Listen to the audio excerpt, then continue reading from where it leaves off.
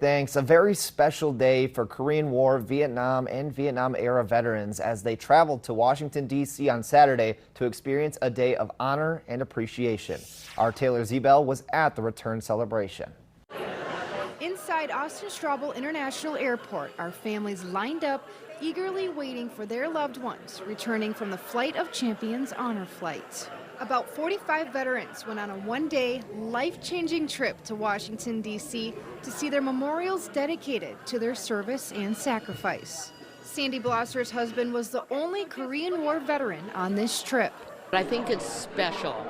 I mean, there's not a lot of Korean vets left, age-wise, so he didn't even realize that when he came in that he was the only one, so he was quite surprised too.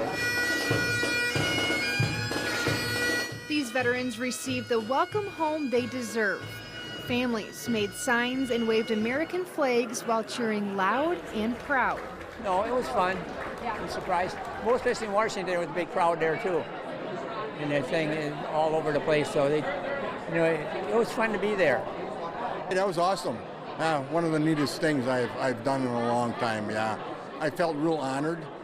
Every place we went, we had a bunch of other ones there that were thanking us, and I really felt honored to be out there.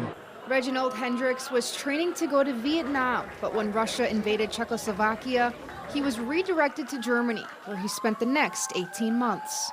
And I remember talking with those that were there, some of the other servicemen from Germany, and they said they were glad that we came.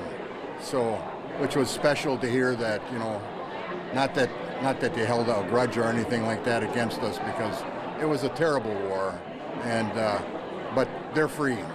Thank you for your service. Nothing but smiles and happy tears filled the airport, celebrating those who put their lives on the line for our freedom. A moment these veterans will hold on to forever. I kind of expected that there would be people here. I didn't think there were going to be that many here. So it was a real warm welcome. Again, that seeing a lot of my friends and a lot of people here that I know, and especially my family, was so neat to see. And yeah. Reporting in Green Bay, Taylor Zebel, Action 2 News.